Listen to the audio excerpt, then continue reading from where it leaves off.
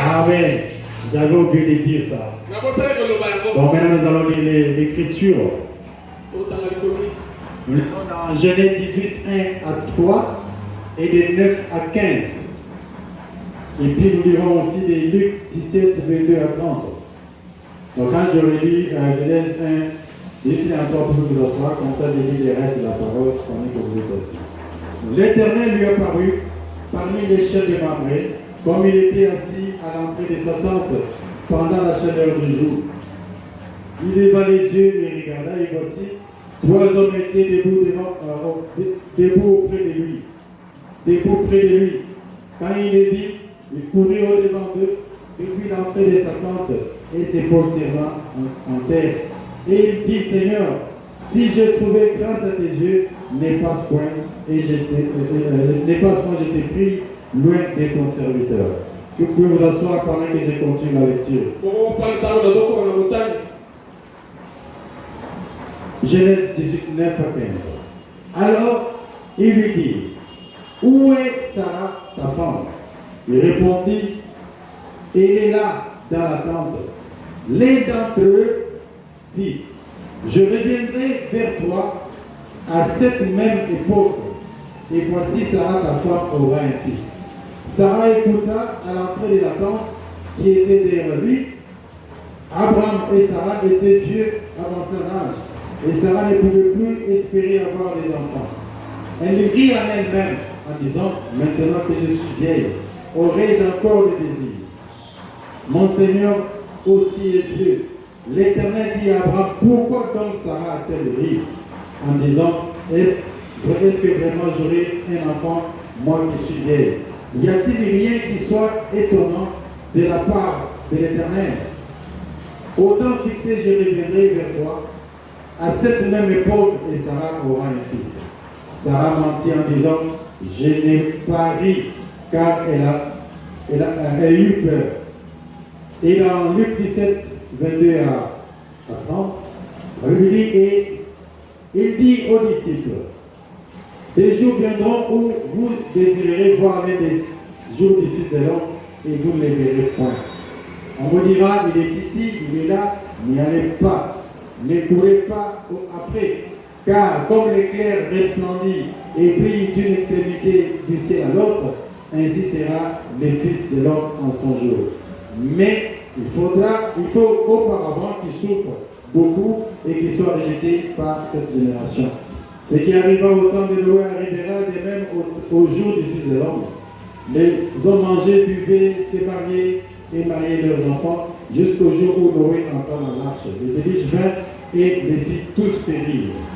Ce qui arriva au temps de Lot arrivera pareillement.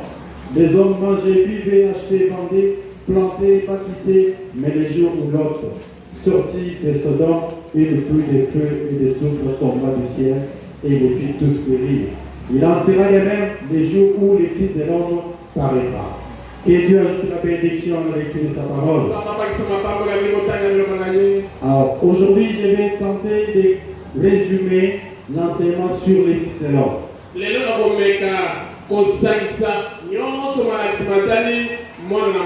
Parce qu'à partir de cette semaine, je pourrais passer la chair à quelques serviteurs de Dieu.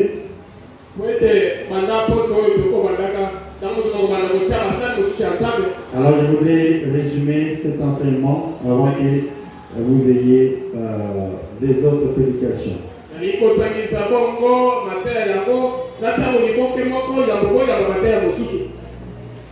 Alors, nous allons considérer un certain nombre de questions.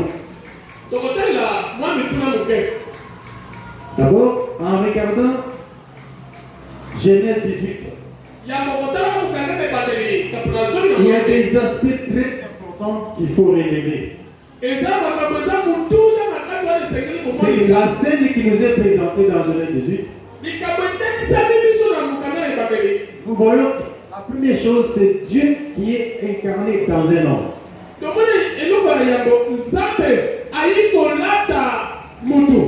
La deuxième chose, c'est Abraham qui adore cet homme-là qui était devant lui.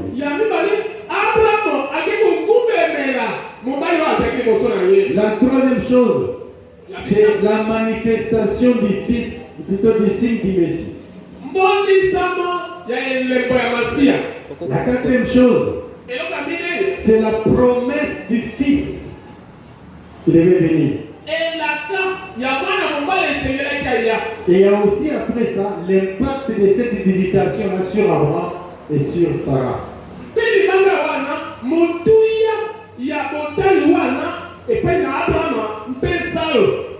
Et quand nous regardons dans Luc 17,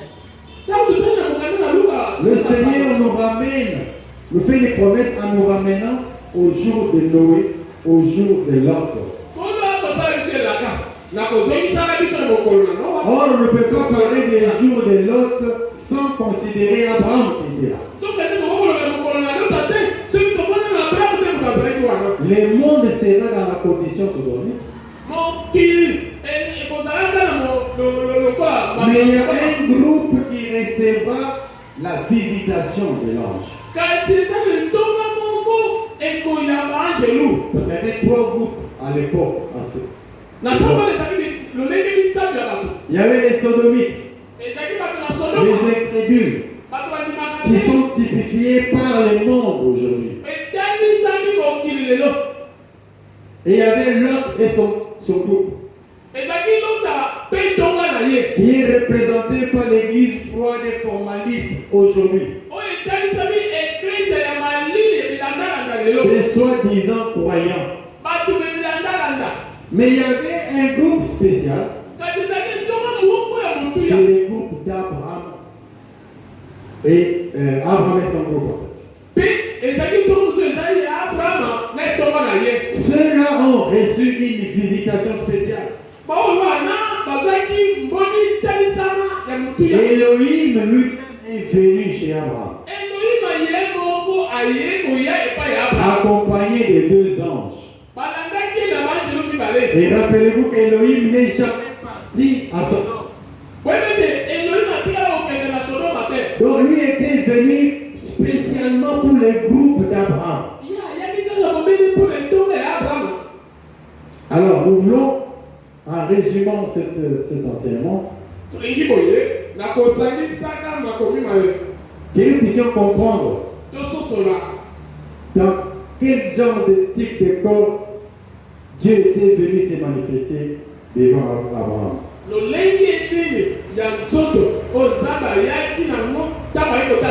Pour accomplir les signes du Messie. Et on doit aussi se poser la question, comme les mêmes signes nous est promis dans Luc 17, dans quel genre de corps il va les faire. On a déjà parlé d'ailleurs de ça.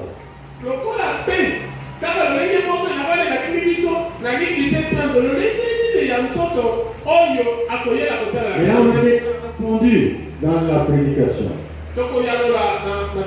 Mais une question importante de savoir, Frère Branham, ou plutôt Dieu, s'était-il incarné dans Frère Branham?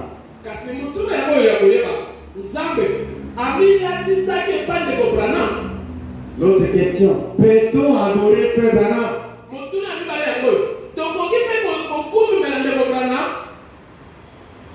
Et qu'est-ce que signifie alors Luc 17:30 et Malachie 4? Et quel doit être l'impact de la visitation de l'ange sur les chrétiens aujourd'hui?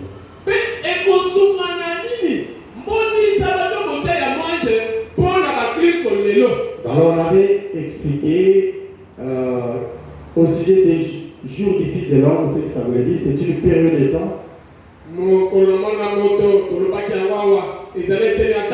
Ce n'est pas un jour calendrier, mais c'est une période. Alors on doit d'abord comprendre qui était devant Abraham. Celui qui était devant Abraham, c'est Melchisedec, roi des Salem. Elohim, Jéhovah, Éternel, Yahweh, c'est lui qui était là devant Abraham. C'est le même qui avait rencontré Abraham sous forme de Melchisedec. Celui qui avait aussi rencontré Abraham sous forme tout-puissant. Parce qu'en fait, dans Genèse 17, Abraham a rencontré quelqu'un, ou quelqu'un est apparu à Abraham. Et cette personne s'est présentée comme le Dieu tout-puissant.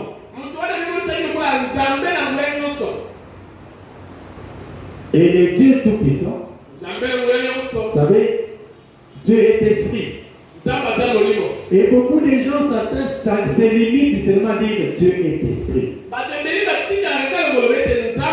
En d'autres termes, comme Dieu est esprit, il ne peut pas se faire voir. Et quand vous leur montrez là où Dieu s'est fait voir, ils sont bloqués, ils ferment la porte de leur esprit.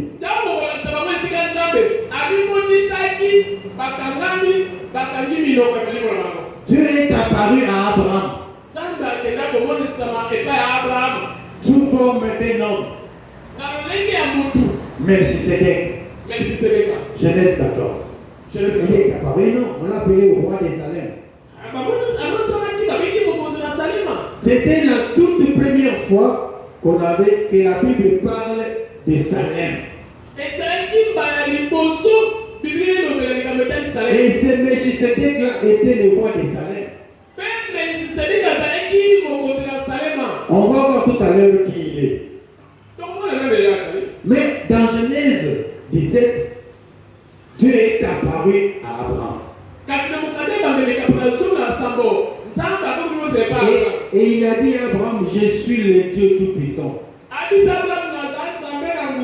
C'était Jéhovah qui était apparu. C'est là où je suis content avec la tradition de nos amis témoins de Jéhovah. Parce que si ces points-là, ils sont très clairs. Genèse 17, 1 à 6 dit, lorsque Abraham atteignit 99 ans, alors Jéhovah apparut à Abraham.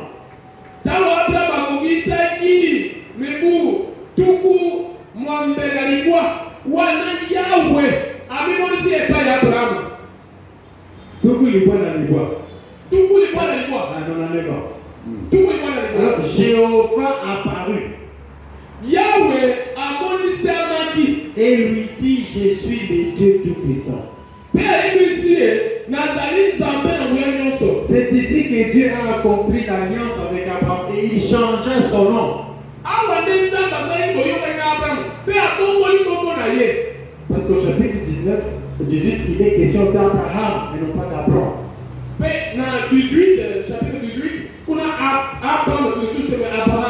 Alors c'est le même Jéhovah qui descend, qui apparaît une fois de plus à Abraham dans Genèse 18.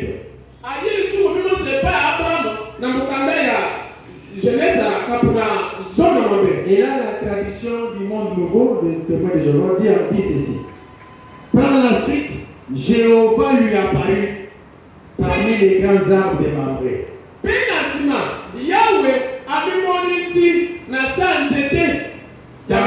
Tandis qu'il était assis à l'entrée de sa tente vers le moment de la chaleur du jour.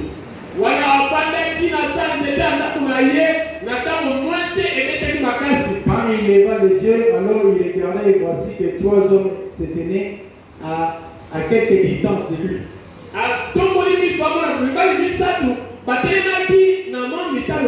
Dès qu'il les aperçut, il s'est mis à courir à l'entrée de sa tente à leur rencontre, puis il s'est prosterné à terre. Et il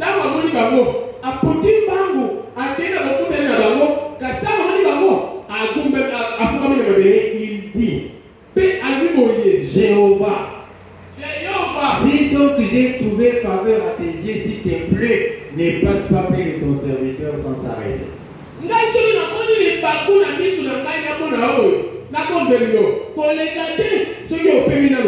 Donc c'était Jéhovah. Donc Abraham pouvait regarder comme ça. Abraham pouvait regarder et il voit la face de Jéhovah. Il pouvait voir les pieds de Jéhovah. C'est Jéhovah qui était là devant Abraham. Et là, il était dans une forme dans laquelle il pouvait être vu. Il s'était matérialisé sous une forme qu'Abraham pouvait voir des cheveux jusqu'aux pieds.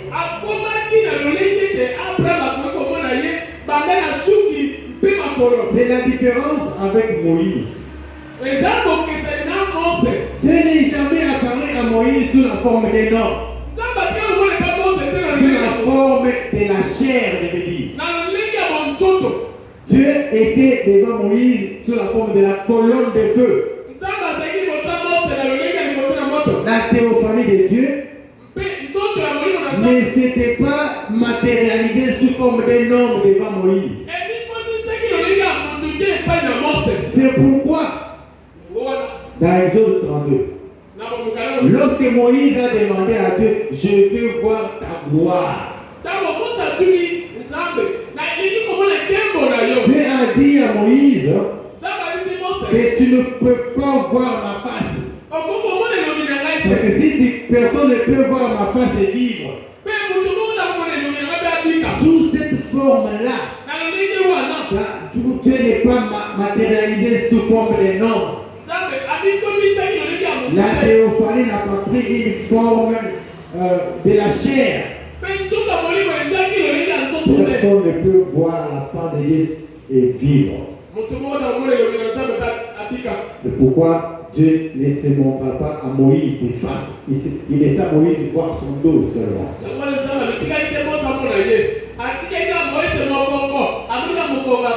Mais devant Abraham, c'était l'homme qui était là. Alors si vous lisez tous les chapitres, vous allez voir chaque fois, Abraham dit Jéhovah, Jéhovah, Jéhovah. Cette personne qui était apparue devant, qui était restée avec Abraham, c'est Jéhovah. Ceux qui vont dire chapitre dans le Bible, c'est Abraham, Jéhovah, Jéhovah, Jéhovah.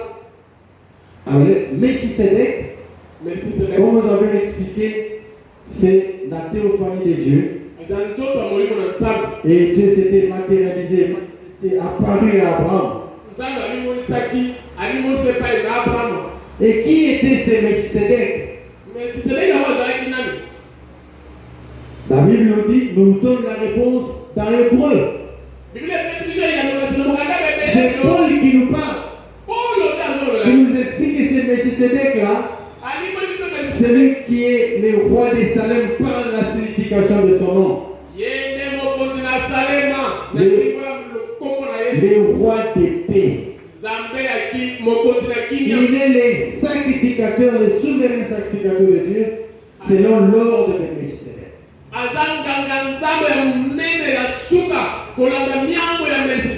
Mais quand nous lisons bien avant ça, nous lisons dans Psaume 76.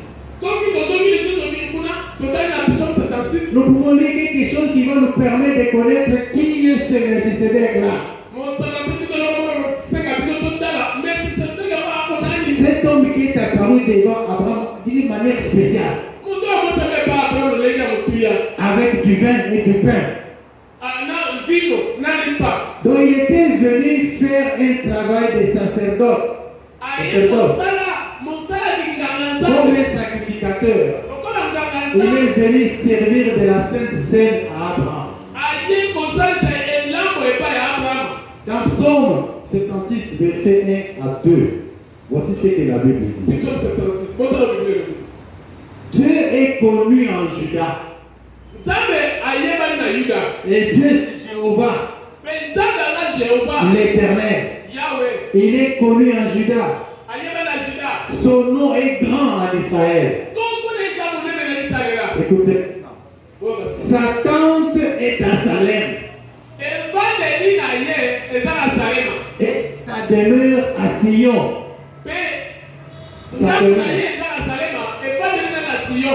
Donc la tente de Dieu se trouve à Salem.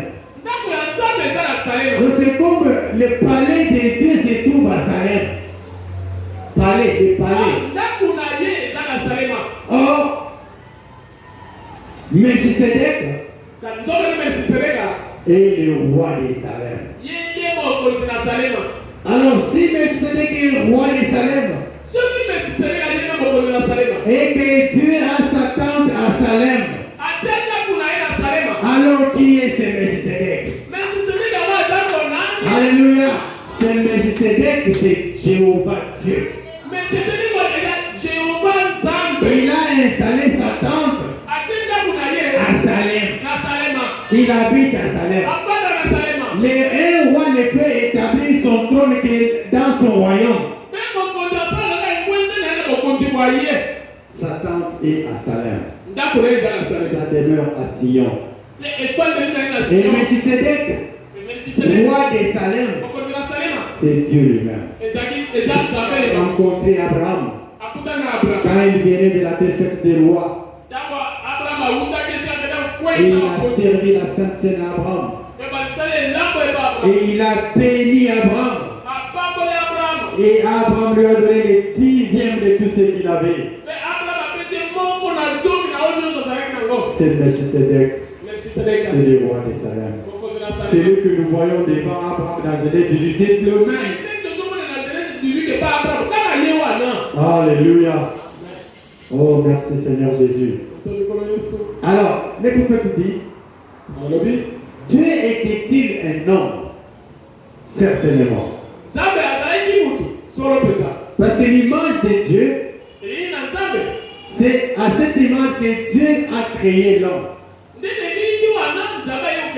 Donc Dieu est un homme.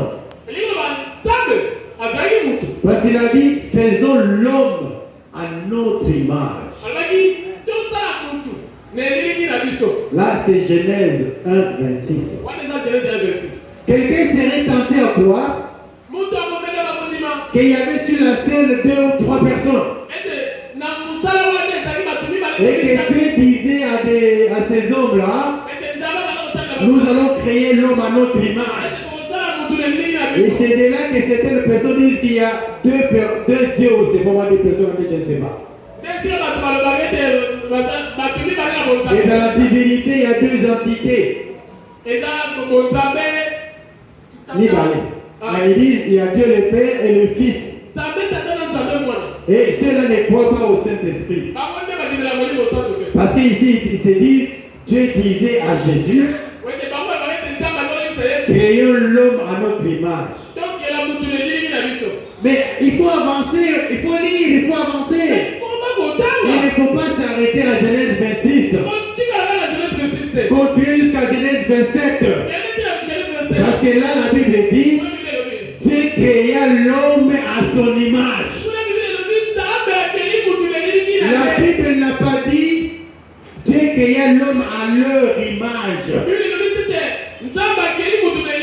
Il créa l'homme à son image et à sa ressemblance. Alors, qu'était Dieu? Une théophanie, un corps. L'homme a été fait ainsi et a été placé dans le jardin, mais il n'y avait point d'homme possédant des sens pour cultiver le sol.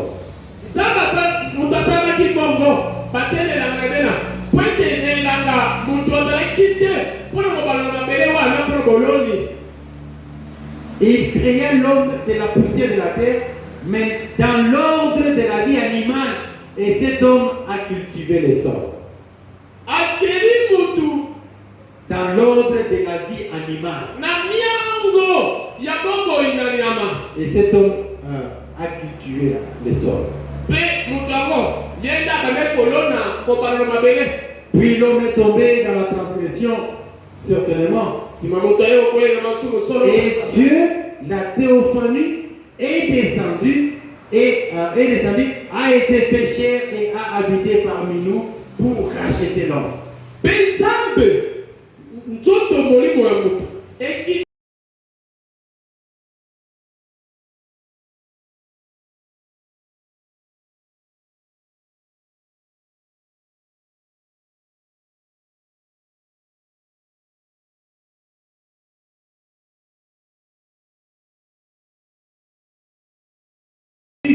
L'étau. Dieu n'a pas montré sa face à Moïse. Parce qu'il a dit à Moïse, si Quelqu'un ne peut voir ma face et rester vivant. Il a dit seulement Moïse, et on va lire ça, c'est dans Exode 33, 19 à 12. Moïse, à 23 plutôt, Moïse dit, fais-moi voir ta gloire. L'Éternel dit, je ferai passer devant toi toute ma bonté et je proclamerai devant toi le nom de l'Éternel. Vous voyez, c'est l'Éternel qui dit, je proclamerai le nom de l'Éternel. Qui a un langage.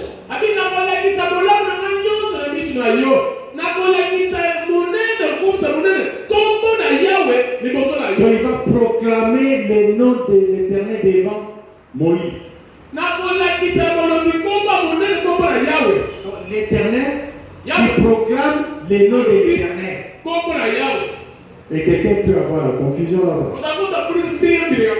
Il dit, j'ai fait grâce à qui j'ai fait grâce et miséricorde à qui j'ai fait miséricorde.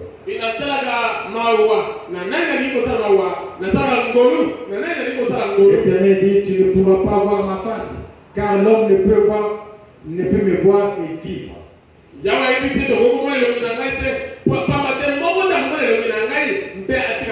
comprenez pourquoi Manoach, le père de Samson, avait peur.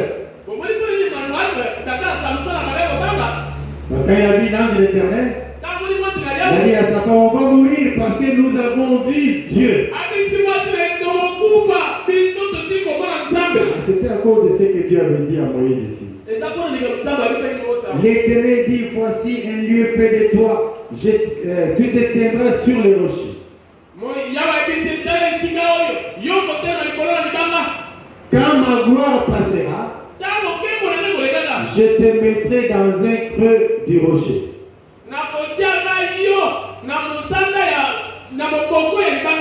Et je te couvrirai de ma main jusqu'à ce que j'ai passé. L'Éternel n'est pas comme nous les hommes. On ne doit pas les comprendre comme on comprendrait, non. Parce que regardez les actions qu'il fait ici. Premièrement, c'est lui qui cache Moïse dans le creux du rocher. Et c'est toujours lui qui met sa main sur Moïse. Et c'est toujours lui qui passe. Et c'est toujours lui qui proclame le nom de l'Éternel. Donc il n'est pas limité comme nous les hommes. Parce qu'un homme ne peut pas passer devant moi en me couvrant en même temps mes yeux avec sa main. Bon, l'Éternel n'est pas comparable aux hommes. Alléluia. C'est pourquoi il ne fait pas des enfants à la manière des hommes. Alléluia. Et il continue en disant, et lorsque je retournerai ma main, donc pendant que l'Éternel passe, sa main est sur Moïse. Et quand il aura atteint une distance considérable, de telle sorte que sa face ne sera plus visible à Moïse, il va alors retourner sa main vers lui. Et à ce moment-là, Moïse le gardera et il le verra de derrière. C'est tout un grand mystère. Alléluia. Et lorsque je retournerai ma main, tu me verras par derrière. En d'autres termes, tu verras mon dos. Donc, ce dos ressemble au dos d'un homme. Mais seulement, ces dos-là, c'est cette théophanie qui est passée devant Moïse, n'était pas matérialisée sous forme d'une chair humaine. Alors il dit, tu verras par derrière, mais ma face tu ne pourras être vue. Et quelqu'un peut utiliser cette écriture également pour dire non, Dieu est esprit, on ne peut pas les voir. On ne peut pas voir sa face. Oui, mais il faut voir dans quelle forme Dieu c'est tout pour que sa face ne puisse pas être vue. Sous cette forme qu'il était devant Moïse, personne n'a pu voir.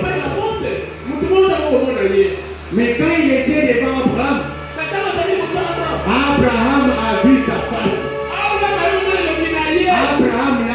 reconnu. Parce qu'il avait déjà vu bien avant. Il a vu sous forme de Melchisedec dans Genèse 14. Et il a vu sous la forme de Dieu Tout-Puissant dans Genèse 17. C'est pourquoi quand il a vu, quand tu as vu les trois hommes, plutôt quand Abraham a vu les trois hommes, Abraham n'a pas eu de confusion. Pas d'idolâtrie pour Abraham. Il n'est pas allé adorer les anges. Il est allé adorer Jéhovah. Il a adoré Elohim. Il s'est agenouillé devant Elohim. Pourquoi? Il l'a reconnu. On peut reconnaître quelqu'un qui passe à face. Alléluia. Il avait vu la face de Melchisedec. Il a vu la face du Dieu Tout-Puissant. Parce que dans Genèse 18 et dans Genèse 17, la Bible dit Jéhovah lui apparut. Et quand il a regardé les trois hommes, il a vu deux personnes qu'il n'a jamais vues. Alléluia. Sur les trois, il y avait deux personnes qu'il n'avait jamais vues. Et une personne qu'il a vue, il est allé se prosterner devant cette personne-là. Et il a adoré cette personne-là. Parce qu'il avait déjà vu. Et il connaissait que c'était Jéhovah. Et il savait que c'est la personne qui avait changé même son nom. C'est pourquoi, dans Genèse 18, comme nous avons dit, la première chose c'est Dieu incarné dans un homme. Et la deuxième chose c'est Abraham qui vient l'adorer. Parce qu'il le connaissait. Tu dois connaître qui tu adores. Sinon tu vas adorer des idoles. Abraham a reconnu cette personne-là comme Dieu, comme Jéhovah. Il y avait quelque chose de spécial dans cet homme-là. Il est différencié des anges, de Gabriel, de Michael. Quand Abraham a regardé tous les trois, il a fait l'inventaire. Il a dit c'est lui qui mérite l'adoration, c'est Elohim. Et il s'est agenouillé, il a adoré Elohim. Et il y a des gens qui disent que comme Abraham a adoré Elohim là-bas, il faut que les gens adorent Frère Branham. Non, c'est parce qu'ils ne comprennent pas quelque chose dans les Écritures. Et ils n'arrivent pas à faire la différence entre les corps qui étaient là devant Abraham et les corps des frères Branham. Ils ne font pas la différence. Si vous ne faites pas la différence, vous allez être un idolâtre. Vous allez adorer Branham. L'adoration de Branham, c'est de l'idolâtrie. Ce corps qui était devant Abraham, c'est un corps que Dieu a créé de la poussière de la terre. Il a pris de la poussière, de la potasse, il a pris du pétrole, tous les éléments qui sont dans la poussière de la terre. Il a formé un homme. Il a créé un homme. Il a formé comme un architecte intelligent. Il a formé ces corps-là. Et ce corps n'était pas un corps né de la femme. Mais le corps de Branham, c'est un corps né de la femme. C'est la première différence qu'il faut faire là-bas. Alléluia. Frère Branham, est né comme les hommes naissent. Il est venu au monde en disant les mensonges. Conçu dans l'iniquité. Donc ce n'est pas le même corps que celui qui était devant Abraham. Et dans le corps qui était devant Abraham, Dieu est entré complètement là-dedans. Dieu est entré dans ce corps-là. Et Abraham pouvait l'adorer. Et c'est le même Dieu qui était apparu à Abraham dans Genèse 14 comme Melchisedec. Genèse 17 comme le Dieu Tout-Puissant. Et Abraham l'a reconnu ainsi. Et il l'a adoré. Et nous adorons Dieu sous la forme du Seigneur Jésus-Christ aujourd'hui. Pourquoi? Parce que cet homme-là, ce Melchisedec-là, qui est venu se présenter devant Abraham, était déjà devenu le Seigneur Jésus-Christ. Il est devenu le Seigneur Jésus-Christ. Et nous pouvons l'adorer. Mais nous ne pouvons pas adorer Frère Branham. Parce qu'en aucun cas, Dieu est devenu Frère Branham. Alors si nous adorons, si les gens adorent le Frère Branham, alors cela veut dire que Dieu a deux corps. Le premier corps, c'est le corps qui est sur le trône. Et le deuxième corps, c'est le corps de Frère Branham. Mais dans ce cas-là, il y a un problème avec le deuxième corps en question. Parce que c'est le corps de Jésus-Christ, le corps de Dieu. Parce que Dieu a un seul corps. Quand ce corps est allé dans la tombe, Dieu n'a pas permis que ce corps puisse voir la corruption. Et ce corps a été ressuscité. Mais le corps de Frère Branham, depuis qu'il est entré dans la tombe, il reste toujours là-bas dans la tombe. Et il est en train d'attendre la résurrection. Parce qu'il dit qu'un jour Jésus viendra et il m'appellera et je sortirai. Il attend la résurrection. Donc en aucun cas, nous pouvons aller adorer Frère Branham. Parce que Frère Branham est dans sa tombe aujourd'hui à Jeffersonville. Et il est né par la voix d'une femme. Mais il est né aussi à la manière dont les hommes naissent. Mais Jésus n'est pas né à la manière dont les hommes naissent. Parce que la sémence qui a produit les corps de Jésus est venue de Dieu. Alléluia. Mais la sémence qui a formé Branham est venue de son père. On ne peut pas adorer Branham.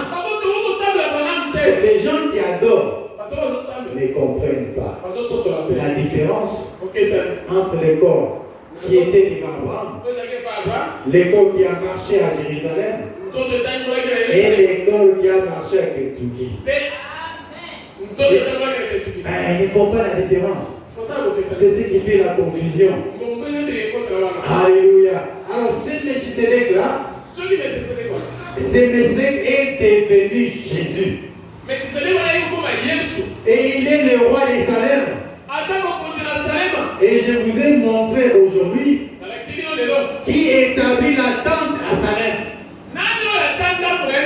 Si Melchisedec est le roi de Salem,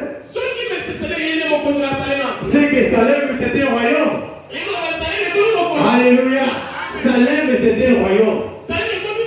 Et si c'était un royaume, c'est que le roi doit avoir son palais dans Salem.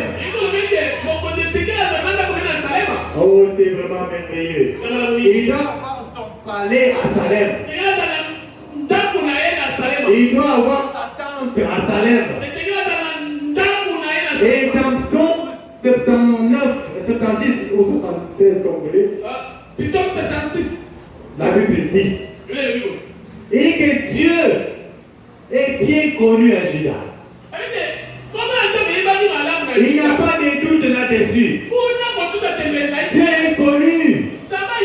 Et il est grand en Israël. Donc, il n'y a pas à aller prouver à Israël que Dieu est grand. Israël sait que Dieu est grand. Et il ajoute en disant, sa tente est à Salem. Non, Salem c'était un royaume. Et Salem a un roi. Ce roi s'appelle Melchisedec. Et ce roi doit avoir sa tente ou son trône à Salem. Et la Bible nous dit que Dieu a sa tente à Salem. Oh, qui est ce Melchisedec? Si ce n'est pas Dieu lui-même, le roi de Salem. Alors c'est Melchisedec est devenu Jésus. Il s'est incarné en Jésus. Il a trouvé sa demeure en Jésus. Alléluia. C'est pourquoi nous l'adorons. Si tu adores en dehors de ces lieux d'adoration, tu es un idolâtre. Frère Branham n'a jamais adoré autre chose, autre divinité que le Seigneur Jésus-Christ. Et il n'y a point de Dieu en dehors de Jésus. Alléluia. Alors on va aussi essayer de voir. C'est une citation sur laquelle les gens se fondent pour faire des déclarations.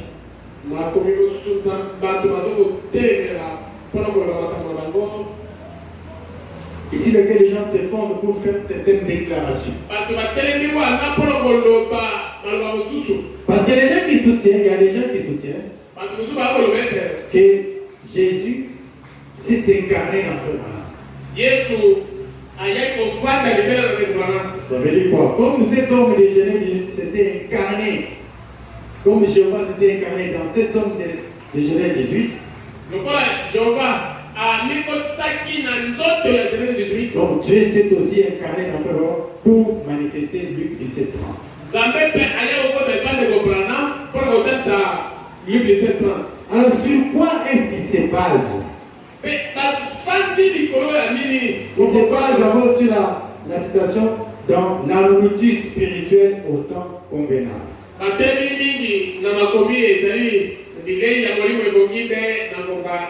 Paragraphe 160.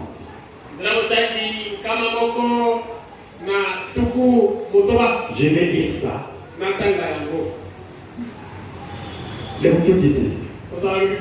Même maintenant, ça c'est la tradition de Shekinah Publication. Et puis je vous dirai la même chose dans la tradition de la voix de Dieu. Écoutez. Mais maintenant, Dieu nous a promis ces choses pour les derniers jours. Qu'est-ce que Dieu nous a promis? Dans Malachie 4, il est dit que Jésus-Christ va descendre et s'incarner lui-même dans la chair humaine comme il l'a fait à Sodome.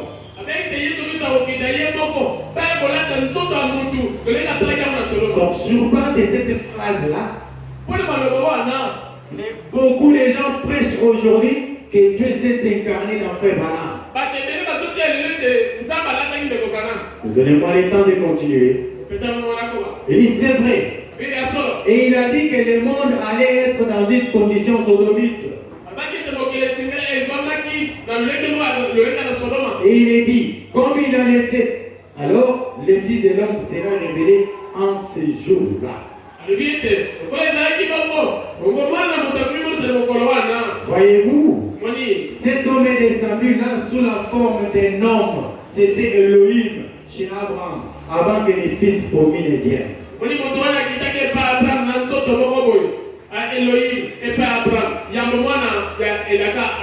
Regardez qui c'était. Abraham dit c'était Dieu.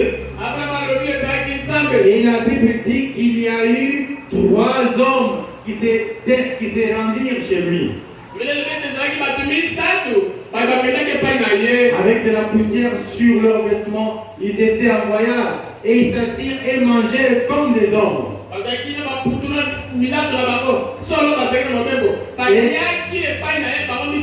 Et Jésus dit, juste au moment où le monde sera dans une condition sodomite, alors le Fils de l'homme se révélera de nouveau. Pas le Fils de Dieu, le Fils de l'homme, voyez-vous, se révélera.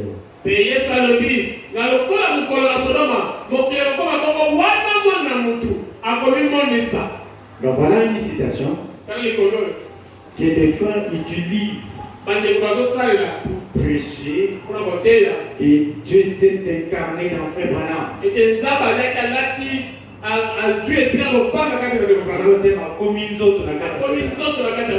l'incarnation. L'incarnation, c'est un esprit qui prend corps.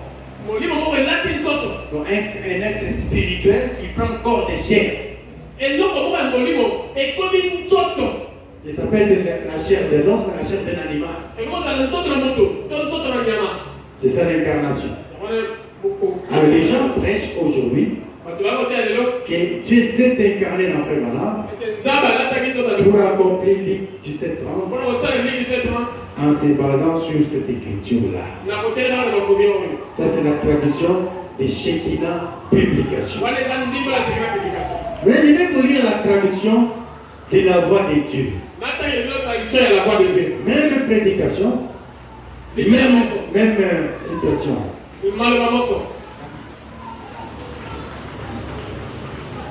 Alors écoutez maintenant. Maintenant, Dieu nous a promis ces choses pour les derniers jours. Exactement la même phrase. Dans Malachie 4, de l'autre côté on dit, dans Malachie 4, il est dit que Jésus-Christ descendrait et se présenterait dans une chair humaine.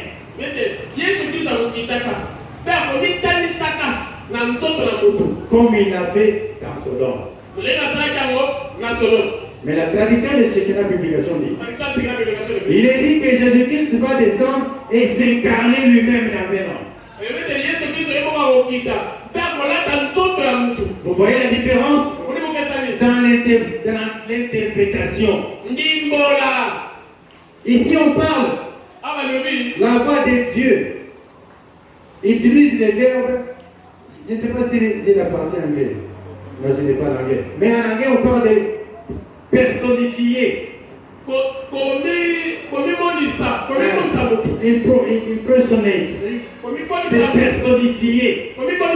C'est ce que la voix de Dieu a interprété en disant Jésus-Christ va descendre et se présenter dans une chair humaine comme il avait fait au temps de Sodome.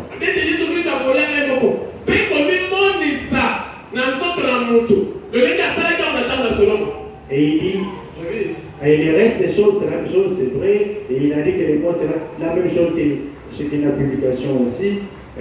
Voyez-vous, cet homme qui était descendu sous la forme de l'homme, c'était Elohim. Auprès d'Abraham, avant la venue du Fils pour nous. Donc maintenant, vous voyez, deux traductions.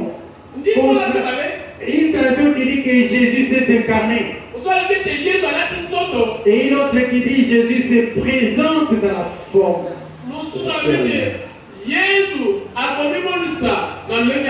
Mais les verbes en anglais c'est impersonate. C'est personnifié. Parce que le incarné c'est incarnate en anglais. C'est différent. Donc il y a des fautes de traduction. Et beaucoup de prédicateurs se basent sur ça pour confirmer que Jésus-Christ s'est incarné dans Frère Branham. C'est de la fausseté. Il faut que les gens reviennent à la vérité. Et qu'ils prennent conscience que la brochure a été, la citation a été mal interprétée. Alors, va-t-on donc dire que Luc 17:30 signifie que Dieu s'est incarné dans Frère Branham?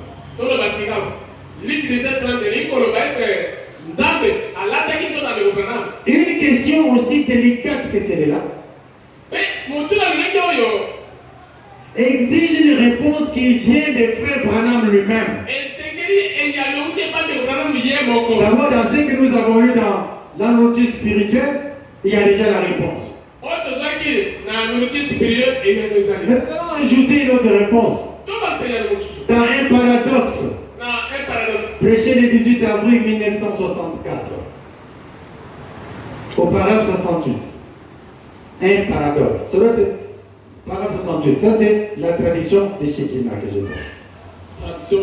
Il dit, écoutez, Jésus-Christ est ici. Maintenant, même parmi nous. C'est un paradoxe. Le fait qu'il soit vivant après 2000 ans.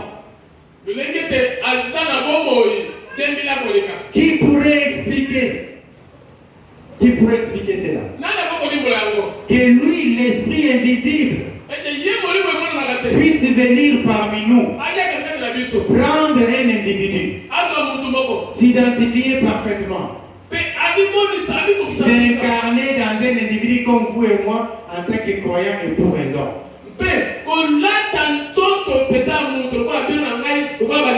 Voici la deuxième citation que les gens là utilisent pour montrer que Dieu a pris un homme. Et cet homme-là, c'est que il s'est incarné en lui. Ils ont deux témoins. Parce qu'il a dit que toute chose soit confirmée sous la déposition de deux témoins.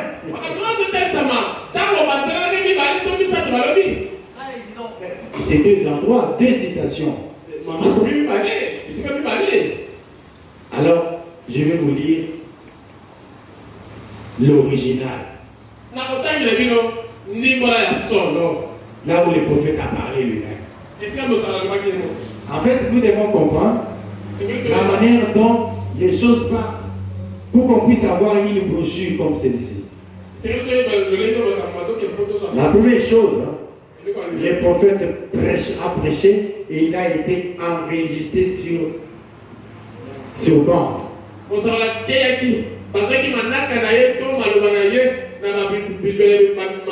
La deuxième étape, c'est la transcription. La deuxième étape, c'est la transcription. Non. C'est-à-dire, exactement transcription. Donc vous prenez ce qui est parole sous forme écrite, vous faites la transcription. Et c'est en anglais, parce qu'il avait prêché en anglais. La troisième étape, c'est la traduction. Traduction et puis on met sur papier. La traduction maintenant, ce sont les traducteurs qui prennent leur connaissance de l'anglais pour convertir ça dans des langues qu'ils connaissent.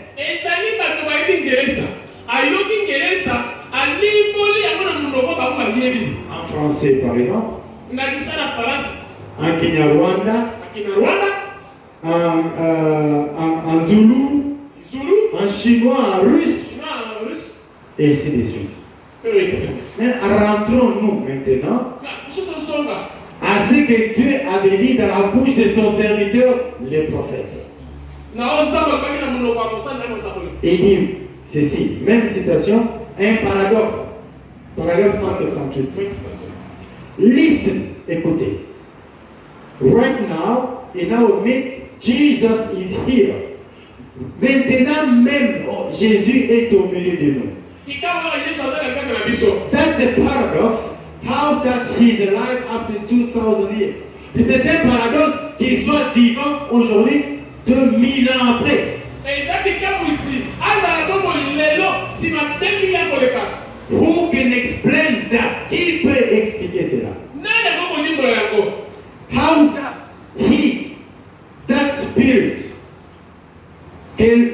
oui, cet esprit, unseen, invisible, can come among us, peut venir au milieu de nous, and take an individual, et prendre un individu,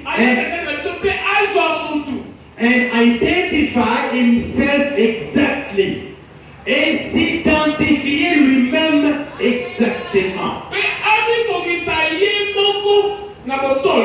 Impersonate himself in an individual as you, as a believer, and to a gift. Et se personnifier lui-même dans un individu comme vous, comme un croyant, et à un don. Regardez ici. Il n'est pas question de l'incarnation. Il est question de la personnification. Alléluia. That's a paradox. C'est un paradoxe. Nobody can understand that. Personne ne peut comprendre cela. Nobody can know. Personne ne peut le connaître. How perfectly he can just say to each person what it is and what's this and where is this and what's that. Comment il peut se couper, il peut dire à une personne de quoi s'agit-il, ce que c'est, où se trouve dans l'aide de discernement.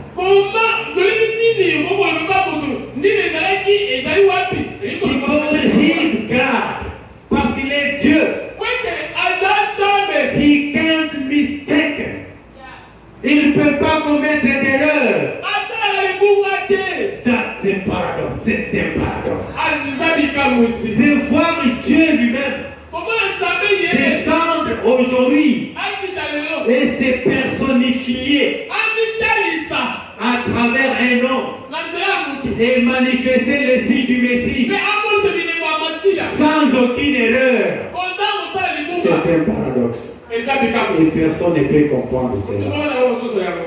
Alors, le verbe impersonate a été traduit comme le verbe incarnate, c'est-à-dire personnifié, interprété comme incarné. Mais qu'est-ce que signifie alors ce verbe? En français, le verbe impersonate veut dire se personnifier. Imiter, représenter. Donc ça veut dire que Jésus-Christ viendrait et s'imiterait lui-même. Il imiterait les choses qu'il a fait là-bas à Jérusalem dans un nom. Il ne s'agit pas d'une incarnation. Alléluia. Ce n'est pas incarné. Personnifier, c'est évoquer, représenter. Prendre quelque chose qui est invisible ou qui est inanimé, je ne sais pas quoi, et manifester ça, représenter ça. Alléluia. Sous des traits d'une personne. Donc c'est prendre les traits de quelque chose qu'on ne voit pas et représenter cela sous les traits, les caractères des noms.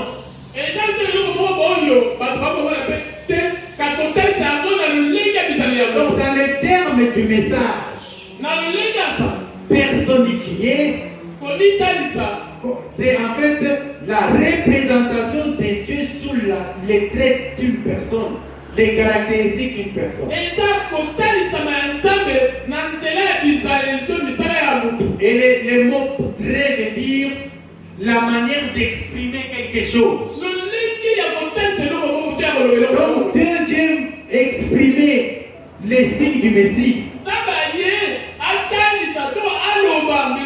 Il vient exprimer la promesse de Luc 17, 30. À la manière d'un primérien. À la manière d'un homme simple. Un homme de campagne. Alléluia. À la manière d'un homme de bois. à la manière d'un homme simple. On ne peut même pas faire cas. Ce n'est pas de l'incarnation. C'est la personnification de Jésus-Christ dans un homme. Par contre, incarner veut dire qu'un être spirituel réveille une chair corporelle. Donc il prend une chair, l'esprit là devient une chair. C'est ça l'incarnation. Alors parce que la parole a été faite chair dans un homme sur la terre, nous appelons Jésus, nous parlons de lui que Dieu s'est incarné en lui. Parce qu'au commencement était Dieu. Je voulais dire au commencement était la parole. La parole était Dieu. La parole était avec Dieu. Et la parole est devenue chair. En d'autres termes, la parole s'est incarnée dans un homme. Et cet homme-là, nous avons tous les droits de l'appeler Dieu. Nous avons tous les droits de l'adorer. Parce que la parole s'est incarnée en lui. Il n'y avait pas de personnification là-bas. Là-bas, c'était l'incarnation. Est-ce que vous pouvez applaudir le Seigneur? Oh, merci Jésus. Une forme spirituelle, un être spirituel qui s'habille d'un corps. Ça, c'est une incarnation. Donc, la traduction française, c'est un paradoxe. C'est la prédication paradoxe. Là, ça fait avancer une idée que Jésus-Christ est descendu. Il s'est revêtu d'un corps corporel. Et que le corps en question, c'est le corps de Frère Branham.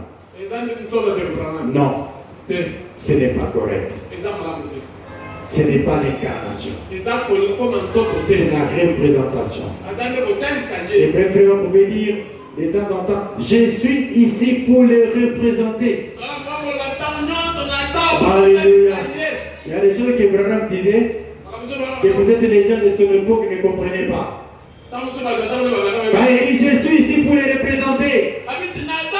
Et depuis que j'ai commencé le ministère, je n'ai jamais changé ma doctrine d'un seul iota. La chose avec laquelle j'ai commencé, je continue à croire cela même ce soir. Je suis ici pour les représenter. Alléluia. Je ne suis pas lui, mais je suis ici pour les représenter. Oh, merci Seigneur Jésus. Dans la prédication, l'autre toujours présente du rocher. Nous voulons comprendre. Est-ce que le frère Branham était Jésus-Christ incarné? Nous voulons comprendre. Et on nous la réponse qu'en disant une réponse scripturaire. Dans cette prédication-là, au paragraphe 33, les prophètes disent ceci. Je ne désire plus avoir du discernement. Voyez-vous? Eh bien, voici ce qui est arrivé. J'ai essayé et je sais que j'ai fait des choses qui étaient fausses. J'ai essayé et je sais que j'ai fait des choses qui étaient fausses. Mais j'ai essayé de vivre suffisamment près de Dieu tout le temps. C'est ainsi que ces visions arrivent. Il y a quelque chose de très important ici. Comment est-ce que le frère Branham arrivait à avoir des visions? C'est parce qu'il vivait suffisamment près de Dieu.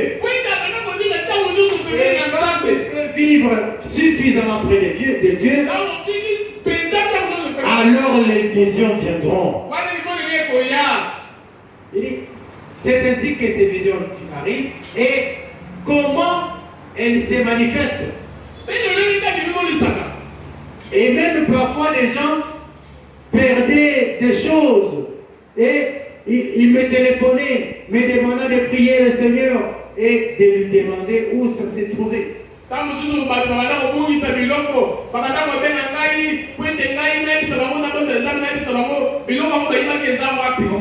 lorsque Kiss perdit ses âmes et que les garçons sont allés pour trouver les prophètes. Kiss de la Bible, les pères de Joseph.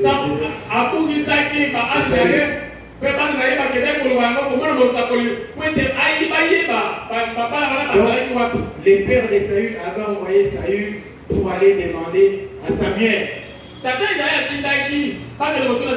où s'est trouvé les âmes qui étaient perdues. Il leur dit que ces ânesses étaient déjà retournées à la maison. Et ainsi de suite, c'est tout à fait un ordre. Il dit c'est tout à fait un ordre. Mais il y a tellement de choses ainsi et tellement de personnes. Ce n'est pas seulement dans cette région-ci, mais c'est dans le monde entier, voyez-vous.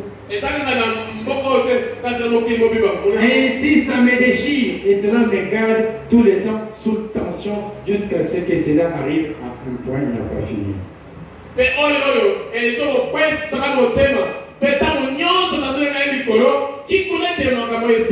Et c'est cela qui a fait que des frères commencent la doctrine selon laquelle j'étais le Seigneur Jésus-Christ incarné.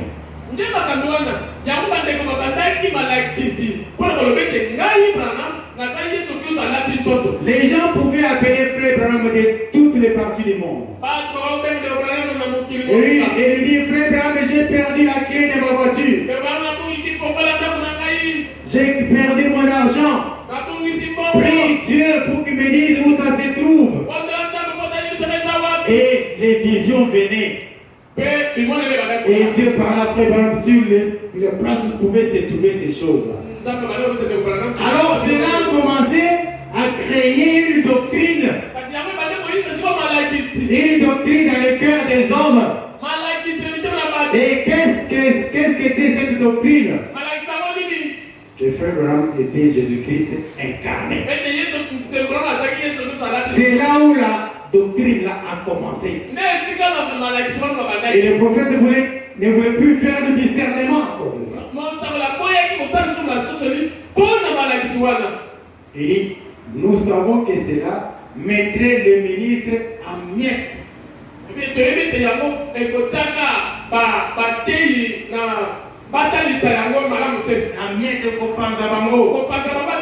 que cela amènerait à l'opprobre sur Christ, ainsi de suite. Quoi? Penser que Frère était Jésus incarné. Et cette doctrine a commencé il y a longtemps. Du vivant des frères Branham.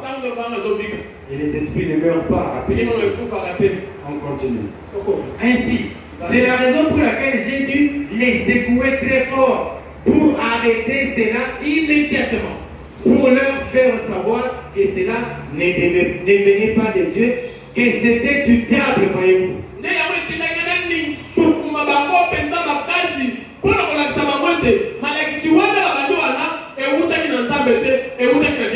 C'est un enseignement diabolique.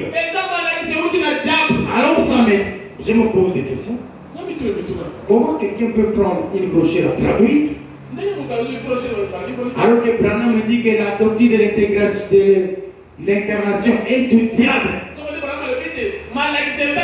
Mais on va prendre une prédication de Frère Branham, interpréter la offre par des personnifiés, dire que c'est incarné, en désaccord total avec ce que Branham dit ici. Il y a quelque chose qui ne va pas. Cet esprit-là est en train de hanter beaucoup de gens. Et ce sont des bonnes personnes. Et cela montre que ces gens sont nés de nouveau de l'esprit parce qu'ils les avaient réprimandés, ils s'étaient corrigés. Et cela montre qu'ils sont nés de Dieu Parce que lorsqu'ils ont vu la vérité par l'écriture, ils sont revenus à Dieu immédiatement. Quand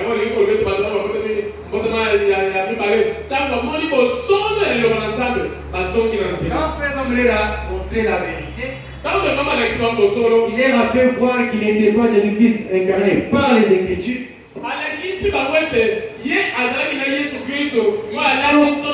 Ils sont immédiatement revenus à la raison. Si tu vas parler à quelqu'un qui croit que Jésus a été incarné en frère et qui ne revient pas à la raison, il n'est pas né de nouveau.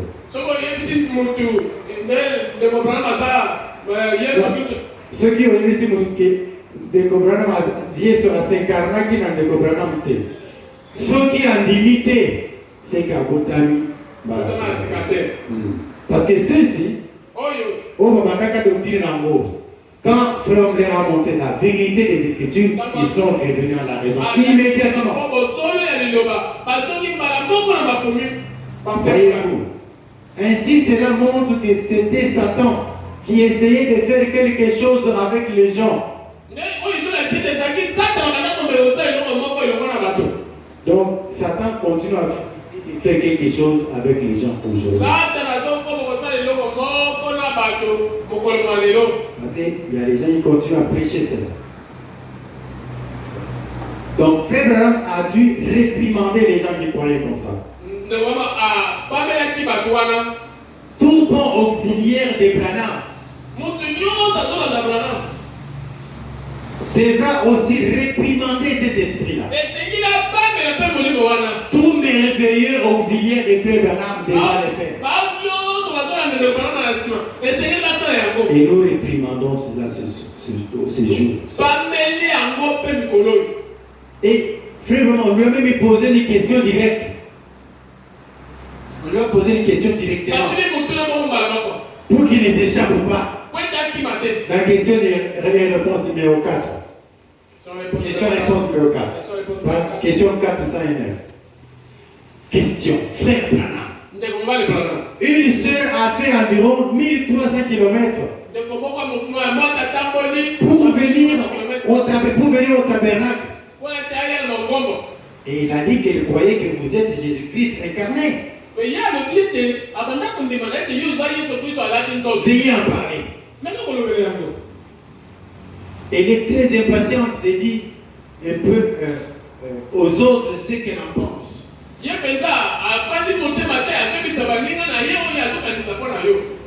La réponse de Frère Branham, très bien. Maintenant, bien entendu, la sœur était dans l'erreur. Je ne suis pas Jésus-Christ. Je suis son serviteur. Nous avons traité cela tant de fois. Comme c'est que nous venons de lire dans la prédication, l'autre jour, présent du rocher. Le prophète en a parlé. Mais les gens continuent à poser des questions. Oh, je vais bientôt terminer, payer quelques mois. C'est ça. C'est là prendra encore juste un peu de temps, mais la réponse on l'a déjà. La sœur est dans l'erreur. Et dans la prédication, la voix du signe. Frère me dit, je ne suis pas la parole. Parce que tu ne peux pas être Christ et ne pas être la parole. Parce que Christ est la parole. Si tu es Jésus-Christ, tu dois aussi être la parole. Si Branham est Jésus-Christ, incarné comme les gens disent, alors il doit aussi être la parole. Mais disons ce qu'il même dit ici. Je ne suis pas la parole, parole 268. Je ne suis pas la parole. Je suis un homme. Mais vous voyez, il se sert de ses corps. Dieu se sert du corps du prophète. En effet, il est mort pour sanctifier ses corps.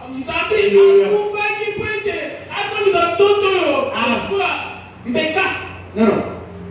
En effet, Il est mort pour sanctifier ses corps. Afin de s'en servir. Et qu'il donne un don. C'est très important, un détail important ici. Frère Branham n'est pas la parole. Or, la parole était avec Dieu. Et la parole est Dieu. Et la parole est devenue chair. Jésus-Christ. Donc la parole est Jésus-Christ. Si Frère Branham n'est pas la parole, donc il n'est pas Jésus-Christ. Ne l'appelez pas Jésus-Christ. Il n'est pas la parole. Et la parole est Jésus-Christ. Donc il n'est pas Jésus-Christ. Mais qui est-il encore alors? Qui est-il alors? Il a dit je suis un homme.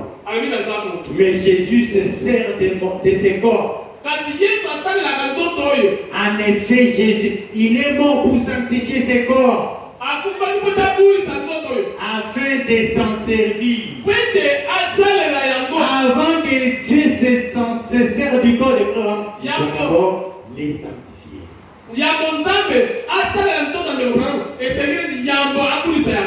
Et qu'il donne un don. Donc Dieu devait d'abord donner un don, Frère Branham, et se servir de ces corps-là.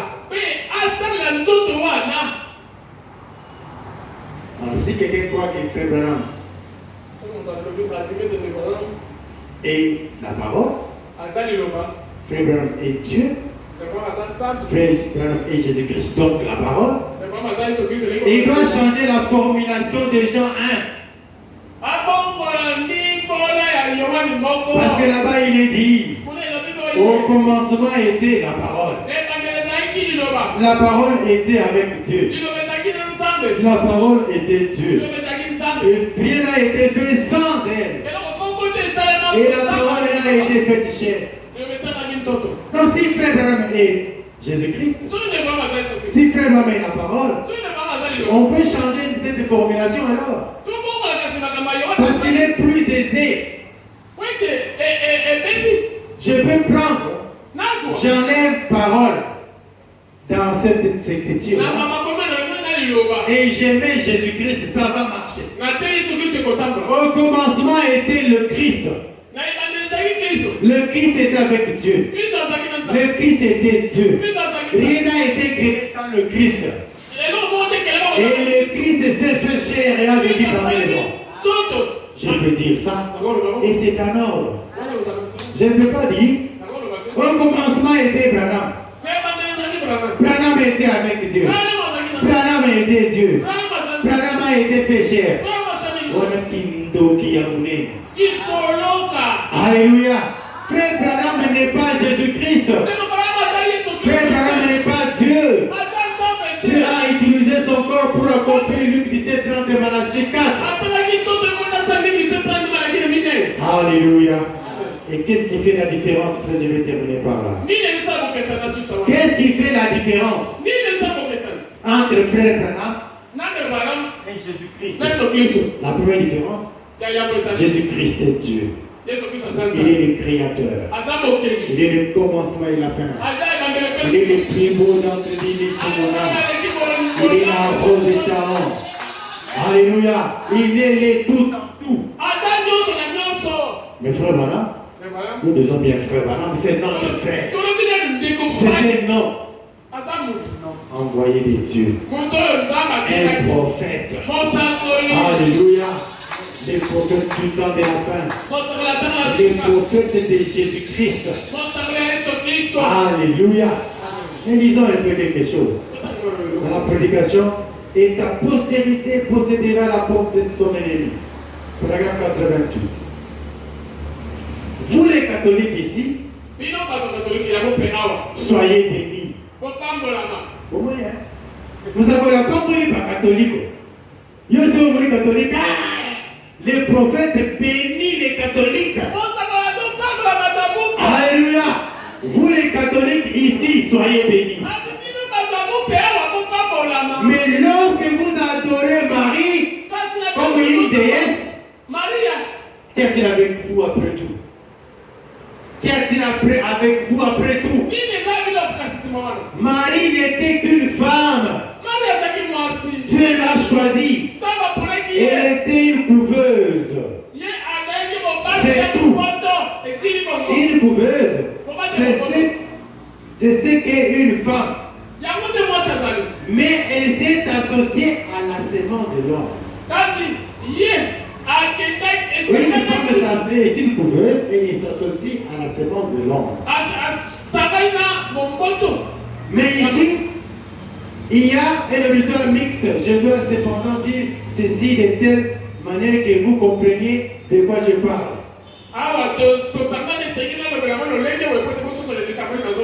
Eh bien, vous écoutez. Votre médecin, moi je suis votre frère. Assurément, vous le pouvez.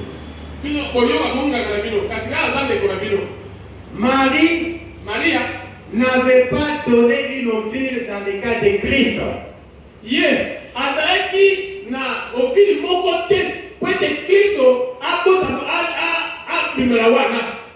Il n'y avait pas eu de sensation sexuelle lorsque le Saint-Esprit l'avait couverte de son ombre. Pas du tout. Pas de sensation. Mais le Dieu Tout-Puissant, le Créateur, créa la cellule des sang et l'ovule.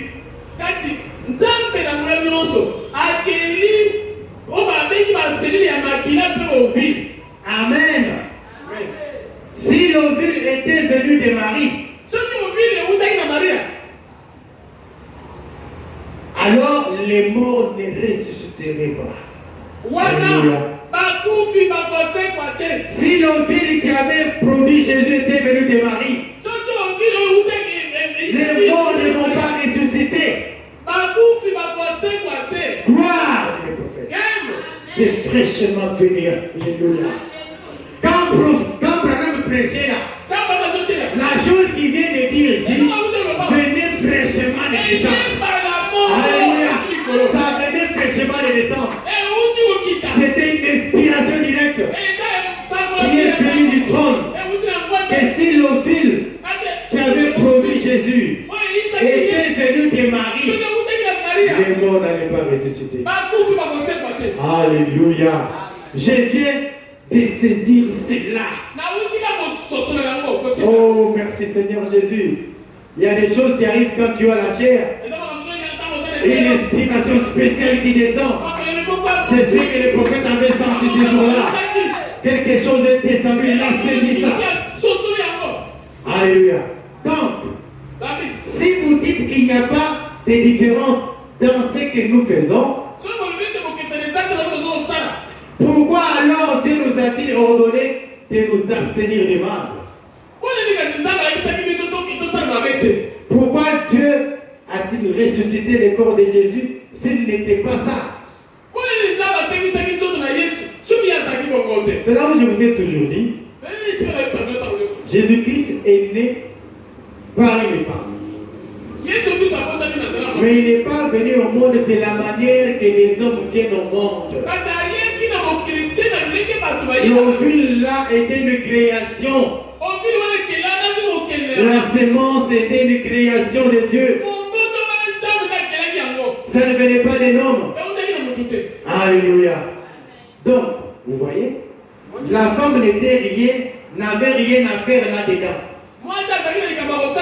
Dans la naissance de Jésus, dans la production, dans la création du corps de Jésus, la femme n'avait rien à voir.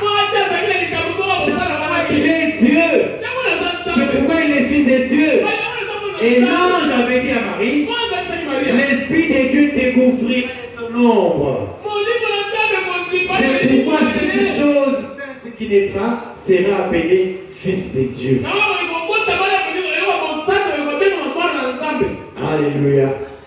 Et donc, vous voyez, la femme n'avait rien à voir là-dedans. Si c'était le cas, alors le corps de Jésus était comme celui de sa mère. Donc, si l'ovule était venu de Marie, alors le corps de Jésus allait être comme le corps de sa mère. Oh,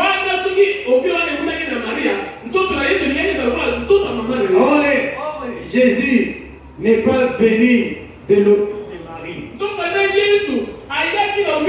C'est la raison pour laquelle son corps n'est pas comme le corps de sa mère. Alléluia.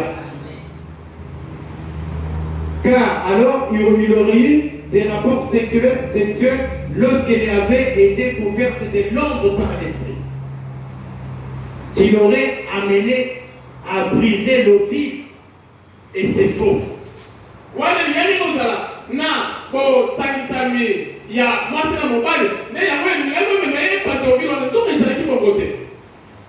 Le Saint-Esprit, par une conception immaculée, a créé là et le sperme de l'homme et l'ovule de la femme. C'est comme ça que Jésus est venu au monde, par la voie empruntée par les hommes, mais pas la manière des hommes. Alléluia. Si tu comprends ça, la divinité devient très facile pour toi. Jésus l'appelait mère. Jésus l'appelait-il mère? Trouvez cela dans les Écritures. Il l'appelait femme. Alléluia. Femme. C'est ça. Ça vient fraîchement. Quand le prophète était là, et Dieu était en train d'envoyer l'inspiration. Il dit ça vient fraîchement. C'est pourquoi ça se passe comme tel. Femme, voici ton fils. Ce dernier était des millions de kilomètres plus proche tel que lui. Quand Jésus était à la croix, il a dit, femme, voici ton fils. Il pointait Jean, je crois. Marie, femme, voici ton fils. Et le prophète dit que ce fils-là, Jean, était plus proche de Marie que Jésus. Mais Jésus était à des millions de kilomètres proche d'elle, à des millions de kilomètres. Les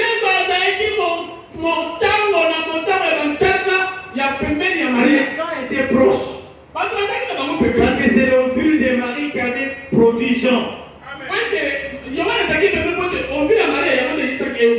Parce que l'ovule, son corps était semblable au corps de sa mère. Mais pas Jésus. Il était Dieu. Il n'était ni juif ni gentil. Alléluia. Et la chair et le corps, Dieu habitait en lui. Dieu était-il dans l'ovule de la femme? Impossible. Cette ovule de la femme devait avoir quelque chose à faire avec notre chair. Il dit que l'ovule de la femme a quelque chose à faire avec notre chair. Mais c'était le sang plus le germe. Le sang plus le germe. Que Dieu avait couvert de son ombre. Il pouvait placer cela sur une couche s'il le voulait. Oui. Il pouvait placer cela n'importe où qu'il voulait. Mais il a amené cela par la femme comme celle-ci était tombée. Comme celle-ci était tombée. C'était là qu'est venu le Fils immaculé de Dieu. Le Fils immaculé de Dieu vivant. Qui a été créé, qui est né d'une vierge, et l'âme et le corps.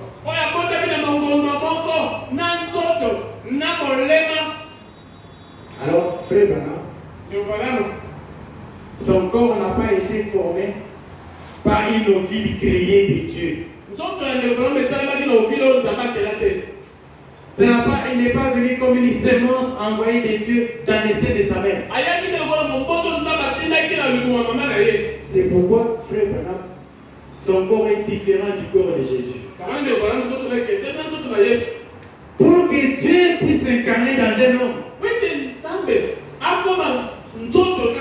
ça doit être un corps qui est libre du péché. Frère Branham n'est pas libre du péché. C'est un pécheur, dit-il, sauvé par la grâce.